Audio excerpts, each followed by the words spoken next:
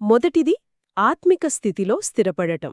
అంటే మనల్ని మనం ఈ శరీరంగా కాదు, నేనొక ఆత్మని, ఒక కాంతి బిందువుని, అవినాశిని అనే స్పృహలోకి రావాలి.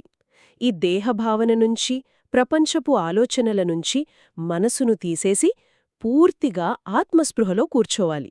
ఇది ఫస్ట్ స్టెప్, చాలా ముఖ్యం. అంటే ఒక రకమైన మెడిటేషన్ లాంటిదేనే? కొంతవరకు. కాని కేవలం శ్వాస మీద ధ్యాస కాదు. నేను ఎవరు అనే సత్యం మీద మనసు పెట్టటం, నేను ఆత్మను అనే నిశ్చయంలో ఉండటం. ఇక రెండో మెట్టు, భోగ్నో మానసికంగా వతనానికి తీసుకెళ్లడం. మనం బాబాకి ఇవ్వాలనుకుంటున్న నైవేద్యం ఉంది కదా, అది ఏదైనా పర్లేదు, పండు, స్వీటు, నీళ్లు. దాన్ని చేత్తో కాకుండా మన ఆలోచనతో, సంకల్పంతో సూక్ష్మవతనానికి తీసుకెళ్తున్నట్లు భావించాలి.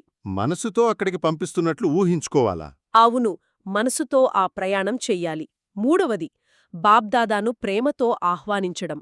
ఇప్పుడు ఆ సూక్ష్మవతనంలో బాబ్దాదా అక్కడ ఉన్నట్లు, ఆ దివ్యమైన శాంతి స్వరూపాన్ని, ప్రేమస్వరూపాన్ని మనస్ఫూర్తిగా, ప్రేమగా పిలవాలి. మన ముందున్నట్లు ఫీలవ్వాలి. నాలుగవ మెట్టు, సకాష్ అనుభూతి చెందడం. ఇప్పుడు మనం తెచ్చిన ఆ నైవేద్యం వైపు బాబ్దాదా చూస్తున్నట్లు, వాళ్లనుంచి ప్రేమ, శాంతి, శక్తితో నిండిన కిరణాలు, దాన్ని సకాష్ అంటారు. అవి వచ్చి ఆ నైవేద్యం మీద పడుతున్నట్లు, దాన్ని పవిత్రం చేస్తున్నట్లు, శక్తివంతం చేస్తున్నట్లు లోతుగా ఫీలవ్వాలి, ఆ అనుభూతి పొందాలి. సకాష్ అంటే అది కేవలం చూపు మాత్రమేనా, లేక ఒక ఎనర్జీ లాంటిదా? ఆ కేవలం చూపుగాదు, అది ఒక శక్తిమంతమైన, పవిత్రమైన శక్తి ప్రవాహం. ప్రేమ, శాంతి, పవిత్రత, జ్ఞానం వీటన్నిటి కలయికన్మాట. ఇక ఐదవ, చివరి మెట్టు, పూర్తి ప్రేమతో, హక్కుతో భోగ్ సమర్పించడం.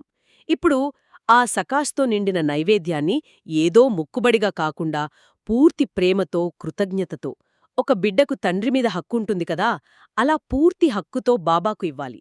బాబా, ఇది మీకోసమే అనే స్వచ్ఛమైన భావనతో. ఇది మెకానికల్ కాదు, హృదయపూర్వకమైనది. ఈ 5 మెట్లు వింటుంటేనే ఏదో తెలియని ప్రశాంతత వస్తోంది. ఎంత బావుంది కదా! అంటే సరైన గైడెన్స్, నిజాయితీ ప్రయత్నముంటే కొత్తవాళ్లైనా సరే ఇలాంటి సూక్ష్మ అనుభవాలు పొందగలరు అని ఇది భరోసా ఇస్తోంది. చాలా ఎంకరేజింగ్గా ఉంది. అవును, కరెక్ట్. కేవలం ఎంతో కాలంగా సాధన చేసేవాళ్లకి ఇవన్నీ సాధ్యమనుకుంటాం కదా, ఆ అపోహ పోతుంది. మనసు పెట్టి ప్రయత్నిస్తే చాలు అని తెలుస్తుంది. వాళ్లనుంచి శక్తివంతమైన సకాష్ పొందడం, అలాగే అక్కడ శాంతి స్తంభమట లేదా శాంతి గోపురం, అక్కడ్నుంచి ఆత్మిక శక్తులు, శాంతిని తీసుకోవడం, ఇవి ఉంటాయి. మన సోల్ బ్యాటరీని రీఛార్జ్ చేసుకోవడం లాంటివనమాట. రెండోది, ఇది చాలా ప్రత్యేకంగా అనిపించింది నాకు, రోజువారీ నివేదిక ఇవ్వడం, చాట్. అంటే సాధకులు రోజంతా వాళ్ల ఆలోచనలు, మాటలు, పనులు ఎలా ఉన్నాయో చూసుకుని దాన్నొక రిపోర్ట్లాగా, చాట్ అంటారు దాన్ని, నేరుగా బాబాకు సూక్ష్మవతనంలో ఇవ్వొచ్చట. మన డైలీ రిపోర్ట్ కార్డు దేవుడికివ్వడమా? అవును, దాదాపు అంతే. రోజు చివరిలో మనస్సాక్షిగా బాబా ముందు నిలబడటం లాంటిది. అంటే ఏ పిల్లలైతే రోజూ తమ చాట్ను నిజాయితీగా బాబాకు ఇస్తారో వాళ్లు కర్మల లెక్కలు చూసి శిక్షలిచ్చే ధర్మరాజు ఉంటారు కదా, ఆయన ఇచ్చే కఠినమైన శిక్షల తీవ్రత నుంచి, వాటి నుంచి చాలా వరకు తప్పించుకుంటారు, లేదా వాటి ప్రభావం బాగా తగ్గుతుంది అని. ఇది సెల్ఫ్ ఇంప్రూవ్మెంట్కి, అకౌంటబిలిటీకి చాలా పవర్ఫుల్ సాధనలా ఉంది. మూడవది, ఇది వింటే ఇంకా ఆశ్చర్యపోతారు, వ్యక్తిగత సంభాషణలు మరియు అనుభవాలు.